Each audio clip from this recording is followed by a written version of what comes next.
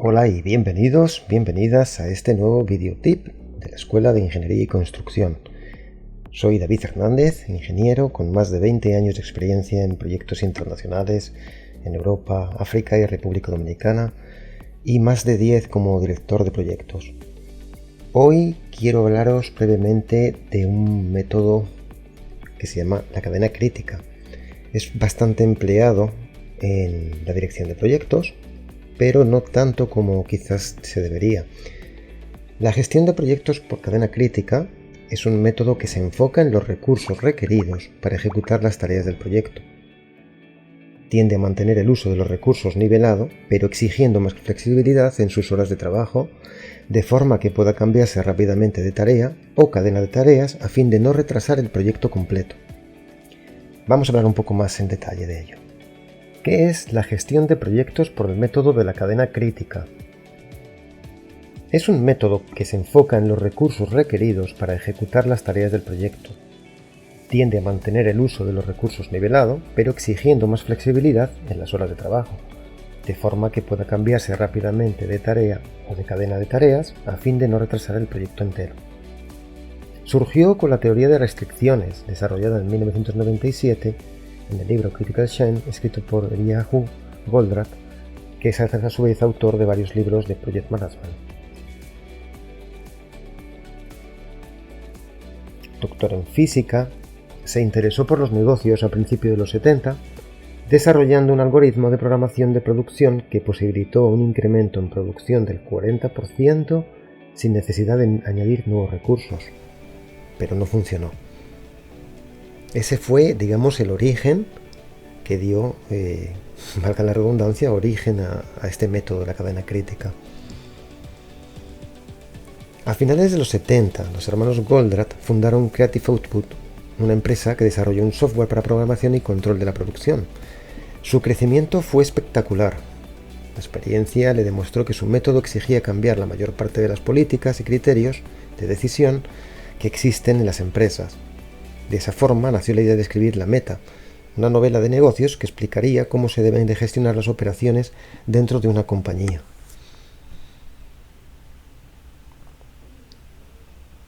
Goldratt, viendo que con las presentaciones convencionales no lograba romper la barrera del mercado, decidió entonces hacer un intento con una manera no convencional, y ahí fue cuando tuvo la idea de comunicar el método a través de una novela sobre manufactura. La idea de hacerlo mediante una novela fue para poder llegar a un público de una forma más amplia y que prácticamente la totalidad le entendiera. La Meta es una novela de administración que ha servido como modelo para administración de sistemas y negocios.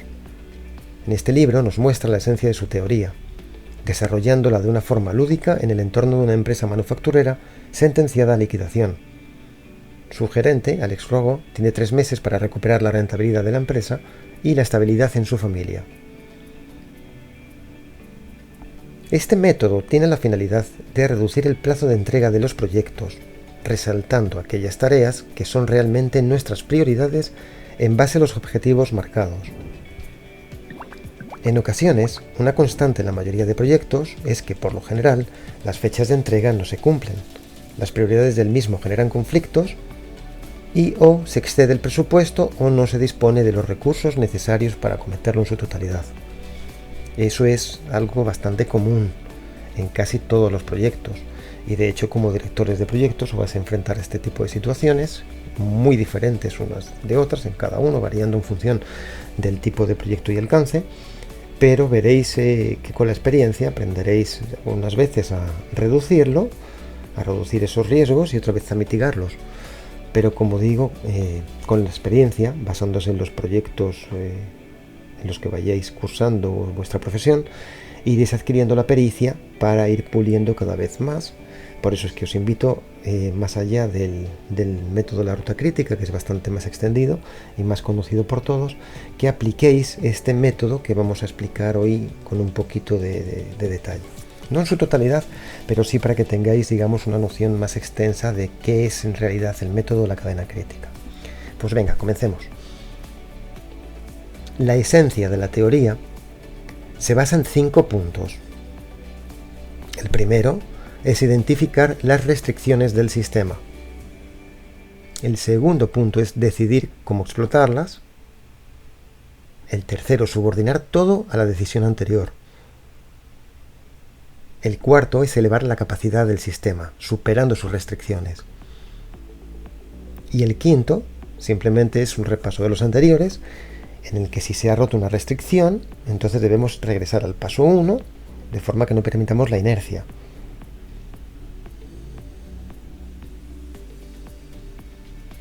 En cuanto a concepto, la teoría de restricciones se basa en que toda organización es creada para lograr una meta. Eso creo que todos lo tenemos claro. Cuando alguien forma una compañía, tiene un objetivo en mente y un alcance bien marcado. Una compañía no deja de ser en sí misma un proyecto y por tanto debe tener un alcance y unos objetivos. Es así de claro. Si el objetivo de la compañía es ganar dinero, es decir, es lucrativa, debemos estar conscientes que los logros que obtendremos deben de estar determinados por la o las restricciones que actuarán sobre esta organización. Si no hubiera existido ninguna restricción, los logros que se obtengan pueden ser infinitos. Y eso es así. Las restricciones del sistema nos determinan las posibilidades de obtener más de la meta de nuestra compañía. Y estas pueden ser de tres tipos. Físicas, cuando la limitación puede ser relacionada con un factor tangible del proceso de producción. De mercado, cuando en sí mismo el impedimento está impuesto por la demanda de los productos o servicios. O bien de política, cuando la compañía ha adoptado prácticas, procedimientos, estímulos o formas de operación que son contrarios a la productividad. Esto puede parecer ilógico, pero podéis creerme que ocurre con mayor frecuencia de lo que podéis estimar.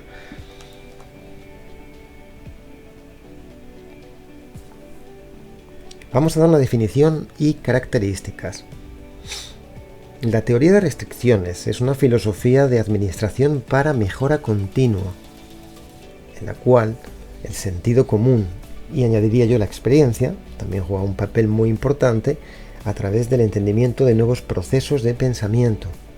Fijaos bien, todo comienza con el cambio en nuestra forma de pensar y de afrontar los procesos anteriores que teníamos para la producción, ya sean servicios o bienes.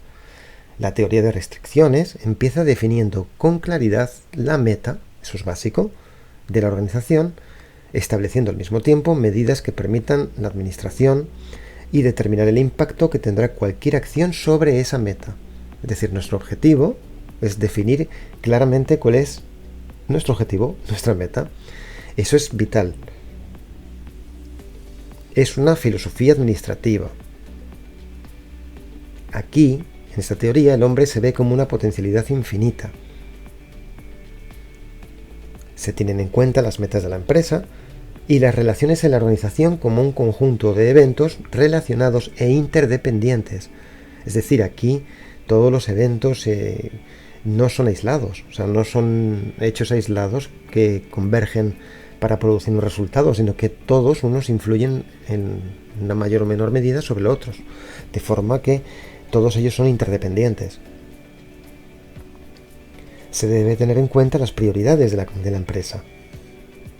Es una teoría que nació como solución a un problema de optimización de la producción y que hoy en día se ha convertido en un concepto evolucionado que propone alternativas para integrar y mejorar todos los niveles de la organización, desde los procesos centrales hasta los problemas que eventualmente se produzcan en el día a día.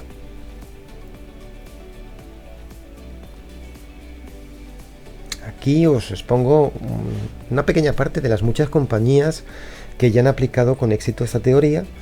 Digamos que son de las más reconocidas, casi todos las conoceréis a todas ellas, y que han tenido resultados. ¿Qué resultados obtuvieron? Bueno, como podéis imaginar, este tipo de compañías no es fácil que publiquen sus resultados. O sea, básicamente por no dar a conocer sus procedimientos, porque son lucrativos y todos buscan producir lo máximo posible con respecto a su competencia. Sin embargo, General Motors sí que accedió a difundir parte de ello hace unos años, hace pocos años, aunque ya llevan más de 10 utilizando esta metodología.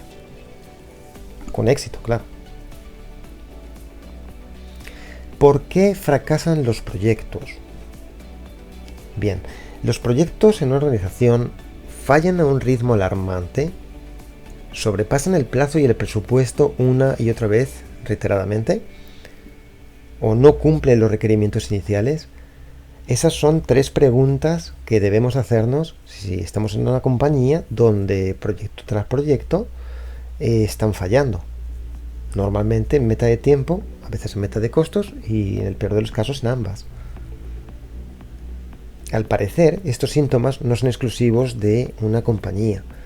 Según el último informe anual que realiza Standish Group, solamente en el área de tecnologías de la información fallaron alrededor del 71% de los proyectos.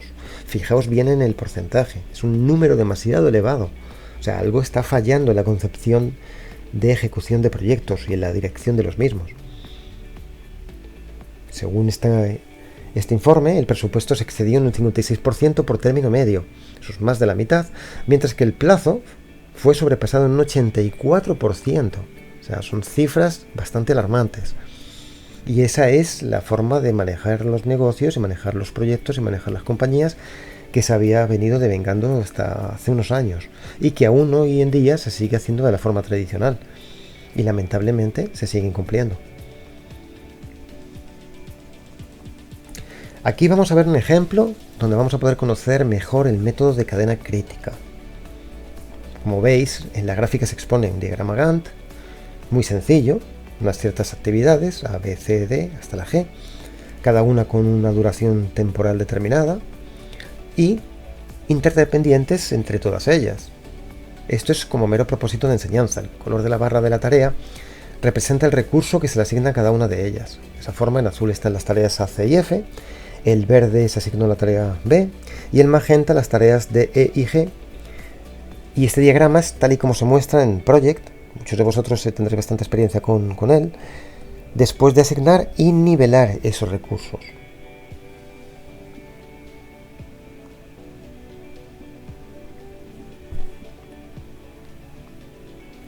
En cuanto a la tolerancia que tenemos entre las tareas, que como ya hemos dicho antes son interdependientes o deben de serlo, a la hora de estimar de forma individual la duración de cada una de ellas, debemos protegernos de la incertidumbre, dando una estimación que tenga en cuenta los posibles imprevistos que puedan surgir. Esto es muy importante y lo vais a ir puliendo a medida que vayáis teniendo más experiencia en campo y más fracasos también.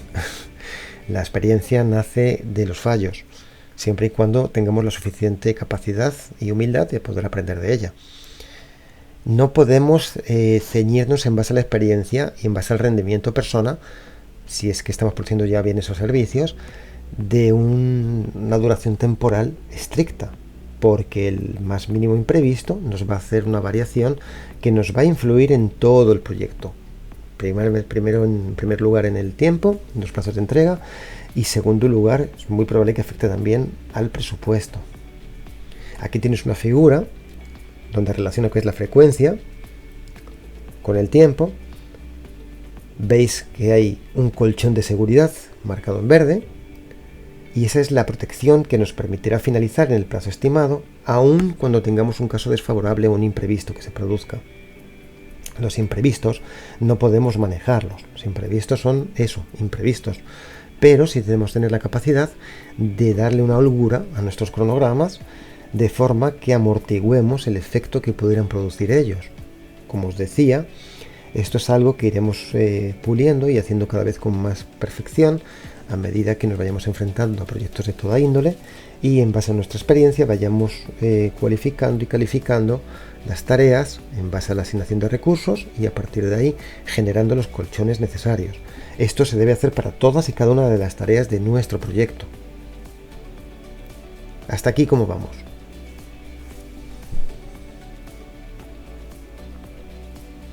Vamos a ver ahora el estimado versus el real, la situación real. Teniendo en cuenta la protección tomada en todas las tareas, ese colchón que hablábamos antes, podríamos llegar a pensar que vamos a enfrentarnos al proyecto con una armadura ante la incertidumbre, es decir, somos infalibles. Pues no, lamentablemente no es así. Como os decía antes, los imprevistos, uno en base a la experiencia trata de cuantificarlos, trata de estimarlos, trata de proyectarlos, trata de anticiparse pero no van a producirse con exactitud. Habrá veces que se produzcan, incluso habrá veces que no, con lo cual tendremos un colchón y un margen que va a favor nuestro. Notad que ese colchón de seguridad asignado a cada tarea puede ser normalmente del orden del doble de lo que sería la duración media de la tarea. Eso va a depender de la asignación que vosotros hagáis de recursos y del rendimiento que tengamos en cada una de las tareas. Cada proyecto va a tener tareas diferentes, con una duración diferente y con unos recursos asignados muy distintos unos de otros, con lo cual ese colchón variará en función de cada uno de ellos. Pero pese a ello, y a pesar de esta aparente armadura, los proyectos suelen finalizar fuera de plazo. ¿Y esto cómo es que sucede? Bueno, pues vamos a ver por qué esta situación se produce y vais a ver con claridad que a muchos de vosotros os habrá pasado, como me llegó a pasar a mí también hace mucho tiempo, y como nadie está exento realmente de que en algún momento dado le llegue a ocurrir. Lo que sí tenemos que tener es, como digo, la experiencia oportuna para tratar de salvaguardar siempre nuestros procedimientos de forma que podamos eventualmente amortiguar el efecto de esos imprevistos, de esos riesgos al final, porque son riesgos. ¿Por qué sucede? Bueno, aquí tenemos un simpático director de proyectos multitarea. Como podéis ver, prácticamente es la situación en la que nos hemos visto envueltos cada uno de nosotros en algún momento de nuestra profesión.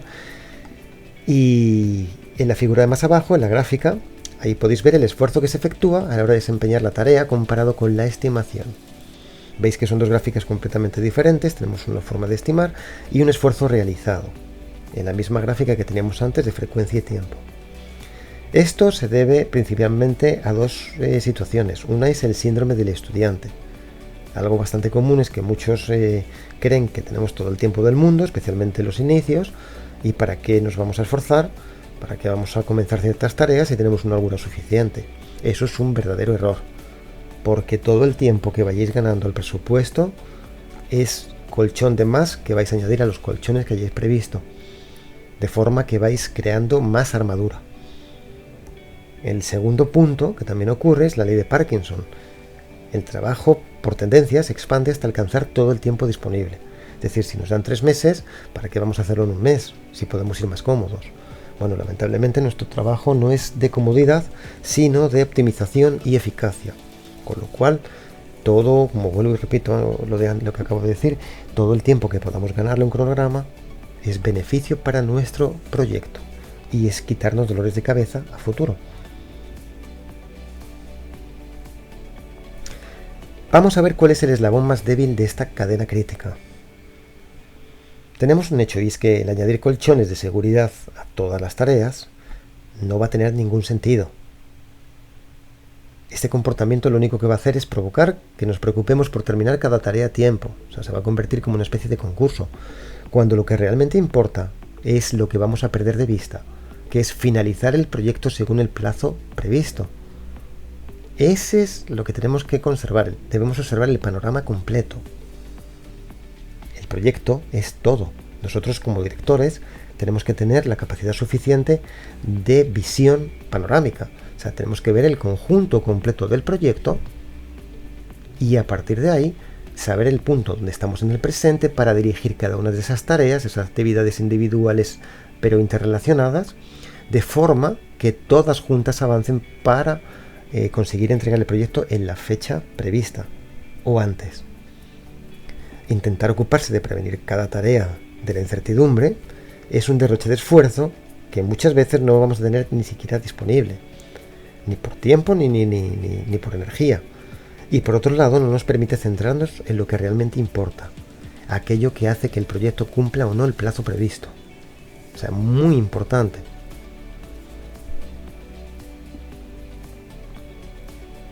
El método de la cadena crítica consta de 3 partes principales: la ruta crítica, que es la más conocida, la cadena de alimentación o ruta no crítica y las reservas o buffer de recursos. Aquí abajo tenéis un diagrama de Gantt, como el que os he mostrado antes, donde tenemos con colores la asignación de recursos para cada una de las tareas y veis la relación de interdependencia creada entre ellas.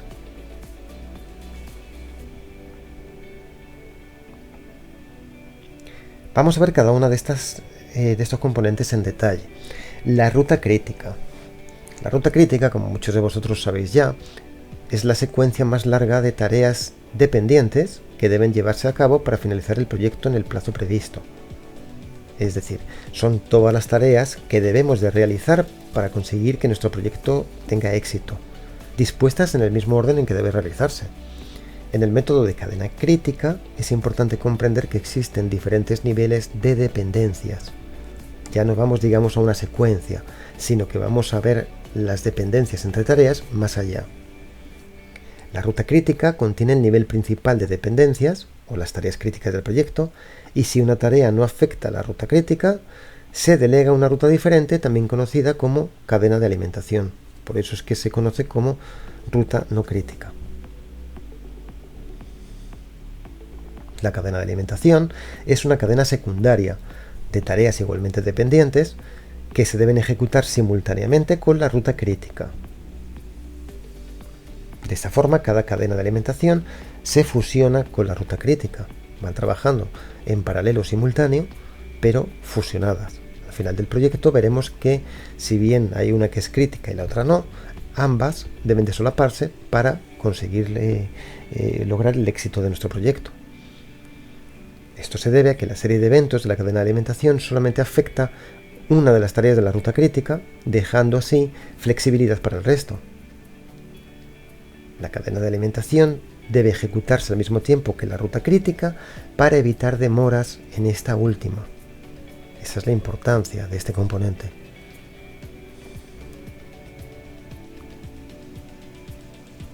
En cuanto a los buffers de recursos, continuamos con el buffer del proyecto. Es el tiempo adicional que entregamos entre la tarea final y el final del proyecto. Agrega una cantidad de tiempo adicional antes de la fecha de entrega programada, brindándonos a nosotros y a todos los miembros del equipo la oportunidad de ponernos al día con tareas pendientes del proyecto, en caso de que así sea, que no pudieron realizarse antes. Esto es un colchón extra, un colchón para no utilizar como el resto de colchones, pero que si fuera necesario, pues lo tenemos disponible para poder actualizar todas las tareas que tuviéramos pendiente o cualquier ligera diferencia y poder entregar el proyecto en la fecha estimada y proyectada.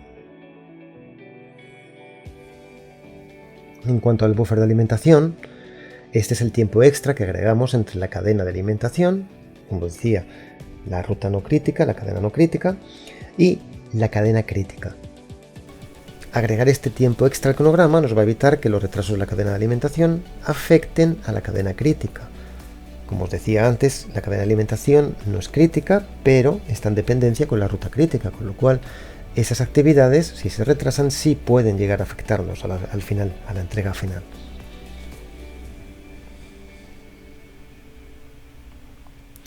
Y por último, los buffers de recursos.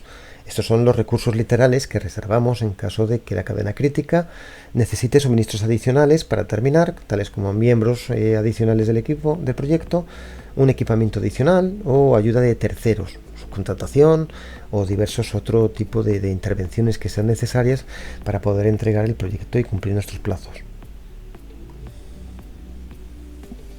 Ahora bien, vamos a ver los pasos que debemos de dar para cumplir el método de la cadena crítica.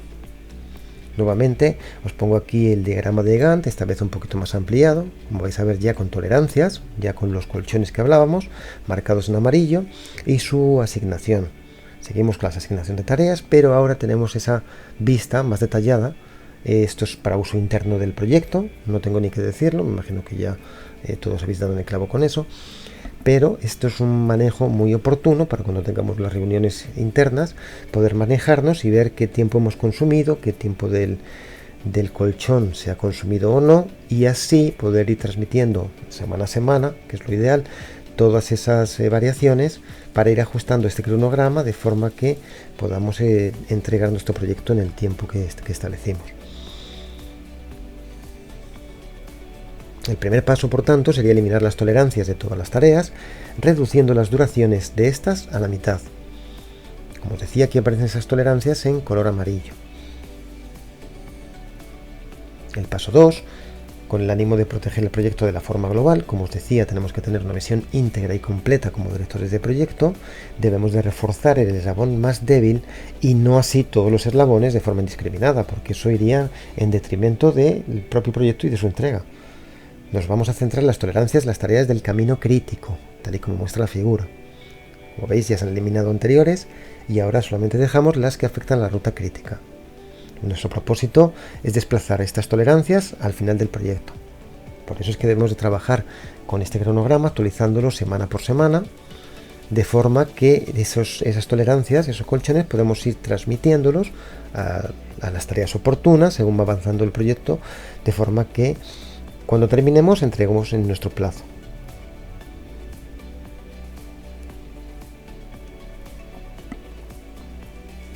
El paso 3 es más de lo mismo, o sea, la suma de las tolerancias de las tareas de la cadena crítica. En el ejemplo que tenemos es de 19 días, pero la estadística nos muestra que la varianza en la suma de variables aleatorias es la raíz cuadrada de la suma de los cuadrados de las varianzas, es decir, es menor que la suma ordinaria. Para el caso del ejemplo que os pongo, tras un redondeo generoso al alza, es de 11 días. A esta tolerancia global del proyecto le llamamos amortiguador del proyecto. Esta parte es central y vital. El paso 3 es uno de los más importantes dentro del método de cadena crítica. Aquí es donde tenemos el amortiguador de todo el proyecto. Aquí podemos ver en la gráfica, en el diagrama de Gantt, donde ya todas esas tolerancias las hemos colocado y consignados como el amortiguador final, amortiguador antes de entrega. Eso es lo que nos va a permitir es, con ese tiempo y esos plazos, cuando nos vayamos acercando hacia la semana 4, final de la semana 4, ver si tenemos cualquier variación en las tareas de la ruta crítica y, de ser así, este colchón nos permite una holgura suficiente como para poder amortiguar el efecto de esos retrasos de forma que no sea contraproducente con nuestra entrega final. El paso 4 es el de protección de la cadena crítica contra la incertidumbre. Y este es el eslabón más débil que os comentaba. La incertidumbre, esa es la parte más débil de nuestra cadena. Y es algo que no podemos controlar, pero sí podemos prever, como os decía antes, en base a la experiencia. Cualquier secuencia de tareas que desemboque en esta cadena crítica va a retrasar sin duda el proyecto si contuviera desviaciones. Como forma de evitarlo, introducimos nuevos amortiguadores entre el final de cada una de estas secuencias y la tarea de la cadena crítica sobre la que desembocan, tal y como mostramos en la figura a continuación. Aquí ya lo veis, hemos introducido esas nuevas holguras, esos nuevos colchones, de forma que tenemos dos amortiguadores adicionales antes del final. Como veis, es un proceso bastante sencillo, es bastante dinámico. Lo que tenemos que hacer es no perder de vista nuestro objetivo global, que es la entrega del proyecto, con las actividades X, las que hayamos determinado en el cronograma al inicio, las etapas, los hitos, y hacer un análisis cualitativo y cuantitativo, reunidos con los otros miembros del equipo, de forma que analicemos la situación semana a semana. Hay quien lo hace cada 15 días, no está mal. Lo que no es admisible es hacerlo mes a mes, pero yo recomiendo siempre hacer una revisión semanal del cronograma. E incluso las etapas finales, quizás hasta mediados de semana, hacerla de 3 días, la rotura. Todo esto con vistas a poder entregar y cumplir los plazos.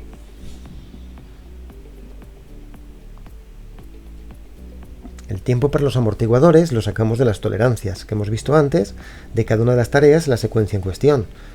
Para esto hay que tener en cuenta que las varianzas no contribuyen en la misma forma si las tareas están en paralelo o secuencialmente. Esto es algo lógico.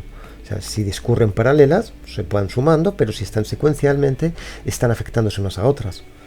En el ejemplo resulta bastante sencillo, como habéis visto. La secuencia no crítica BD incide en la cadena crítica a través de G. La tolerancia de la secuencia sí queda de 5 días, redondeándolo a la baja.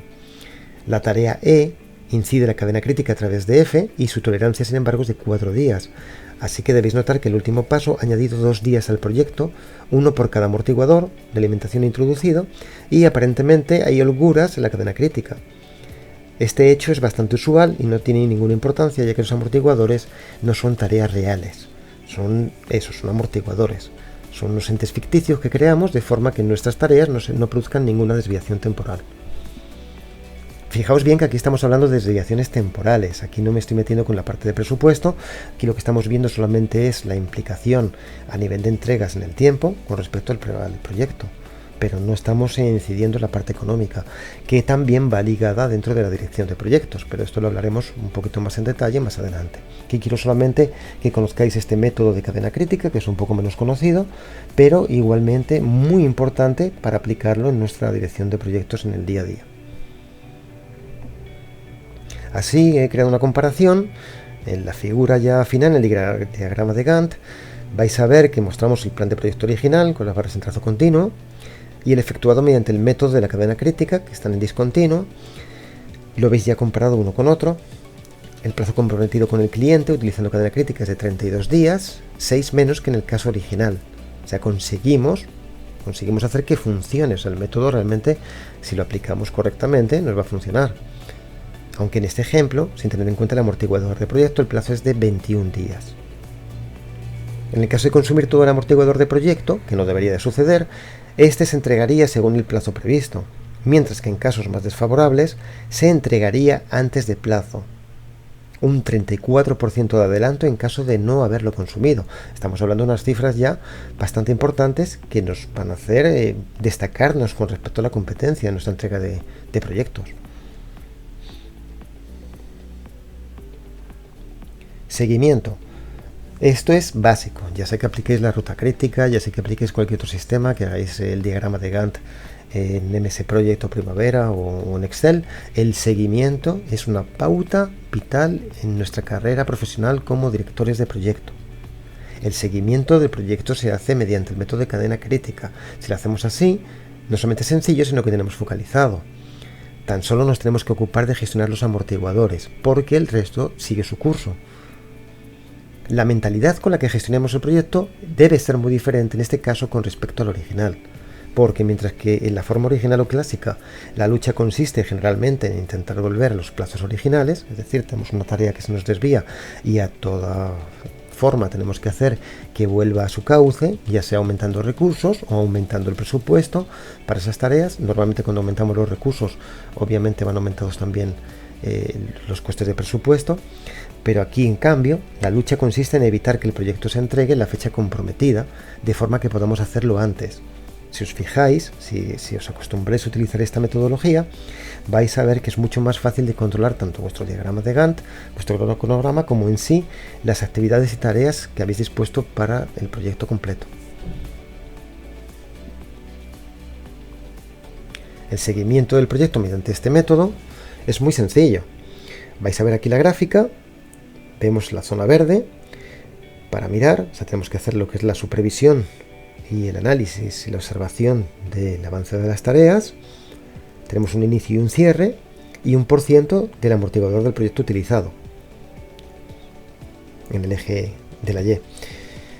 Aquí tenemos el tanto % de cadena crítica completada y como veis, si damos un seguimiento oportuno, es muy fácil, muy sencillo. Quizás al principio implique una serie de nociones que quizás no estéis acostumbrados a ver, quizás no es lo habitual que se suele aplicar, sobre todo en el sector de construcción. Hay otros sectores que sí nos llevan bastante ventaja con ello, pero lamentablemente en la construcción hemos sido bastante conservadores durante muchos años. Ya nos llega el tiempo de cambio. De hecho, siempre fue un tiempo de cambio en construcción, pero ahora ya empujando con las nuevas metodologías, incluso BIM, que se acerca empujando y fuerte, ya es hora de que dejemos de ser dinosaurios para comenzar a trabajar eficientemente y optimizar nuestros proyectos en base a todo lo que el resto de organizaciones y entidades pues han probado ya de una forma efectiva en sus distintos negocios y formas de actuación, y es algo que podemos aplicar perfectamente a nuestros proyectos de construcción y beneficiarnos de esa optimización. Entonces, todo lo que esté a nuestro alcance, tenemos que tener una preparación continua. Aquí en la Escuela de Ingeniería y Construcción estamos para capacitaros con este curso, con estos talleres, con estos tips, estos consejos que os damos, y también con cursos especializados que tenemos a disposición vuestra, con vuestro certificado, de forma que estéis en completa actualización. Nuestra profesión es así, habrá quien le guste, habrá quien no, pero yo soy de los que le gusta Me encanta no saber prácticamente nada, tener 20 años de profesión y saber que me queda tanto por aprender, porque eso supone la alegría de estar desempeñando una profesión que es mi pasión y que además no se termina nunca. O sea, se está aprendiendo siempre completamente de unos, de otros, de un proyecto. Cada proyecto es diferente.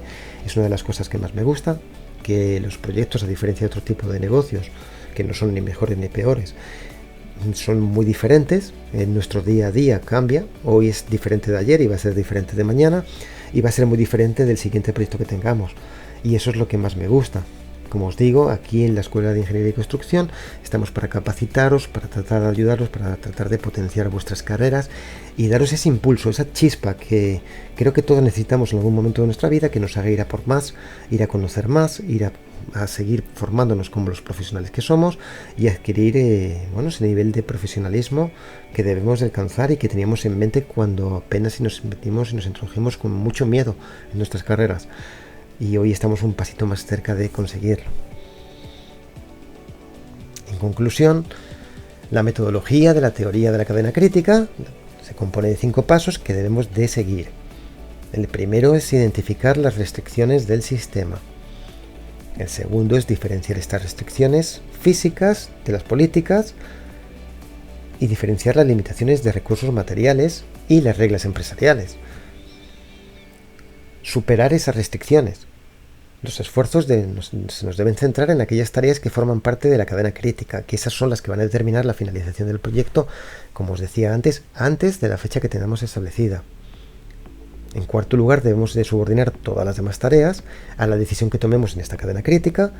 Y la quinta, si rompemos una restricción, no volvemos a la rutina y regresamos al primer paso, de forma que vamos, a modo de filtro, canalizando todo el proceso del proyecto de forma que logremos nuestro objetivo. Ventajas. Pues tiene ventajas y tiene inconvenientes. Como ventajas es que identificamos los esfuerzos de control y seguimiento, las tareas de mayor importancia. Vamos a finalizar el proyecto dentro del plazo establecido. Esto creo que es lo mejor para todos. Es la mejor situación, más idílica y utópica que nos puede suceder. Esta es siguiente, la tercera es también de las grandes. Ahorramos un máximo de recursos, optimizamos, pero además minimizando los riesgos durante la ejecución del proyecto. Y en caso de que tengamos conflicto, pues facilitamos la toma de decisiones porque estamos haciendo un seguimiento continuo al proyecto. Como inconvenientes, bueno, primero no es tan usual encontrarlo en la dirección de proyectos, no es una práctica habitual que hayamos podido ver. En mi caso incluso ha sido más por investigación y por estudio, por preparación, que por haberlo visto en sí durante la etapa de experiencia física en obra. Y por tanto este método, aplicarlo requiere de un conocimiento de planificación sofisticado y propio de la dirección de proyectos, pero ya una vez que habéis pasado por mucho, lo que no significa que no podéis empezar a aplicarlo ahora. O sea, podéis empezar desde el primer momento, lo que sí que vais a tener más éxito y vais a aprender a pulirlo, pues como cualquier otra herramienta, con respecto a al uso y a la experiencia y al tiempo y a todo ese background que vais adquiriendo, todo ese conocimiento que vais adquiriendo en esa gestión de proyectos. Esto implica que, además de contar con una buena cultura de proyectos de organización, que ya muchos de vosotros tenéis, como puede ocurrir en una cadena de suministro, como os decía, es otro negocio completamente diferente, pero funciona y lo podemos aplicar al nuestro sector, debemos contar también con la dilatada experiencia en el manejo de proyectos a nivel directivo. Esto no es para que os asustéis, esto es para que sepáis que en un momento dado, si el primer proyecto que lo apliquéis pues no tiene el resultado que esperabais, es lógico, es muy normal, porque, como digo, esto se ampara mucho en la experiencia. Pero yo os animo que desde este instante comencéis a emplearlo, comencéis a utilizarlo como una de las buenas prácticas constructivas. No solamente fijaros en lo que es la parte de entrega normal mediante ruta crítica y fijar en cambiar la mente, la mira, de fijaros solamente en las tareas de la ruta crítica y ampliar más para ver el proyecto como conjunto, de forma que así vais a controlar de verdad el proyecto, así os vais a configurar como verdaderos directores de proyecto y así es como vais a lograr el éxito en cada uno de vuestros proyectos. Y sí, sin duda, funciona y con el tiempo iréis mejorando vuestra pericia, de forma que eso que antes veis como una utopía se va a convertir en una realidad. Os deseo muchos éxitos. Hasta aquí nuestro videotip de hoy. Si tenéis cualquier duda o queréis realizar cualquier consulta, podéis comentar en este video e iré respondiendo personalmente cada una de ellas. Recordad suscribiros al canal para nuevos consejos. La Escuela de Ingeniería y Construcción es vuestra aliada en capacitación profesional para que logréis todas las metas que os propongáis. Gracias por ver el video. Hasta el próximo.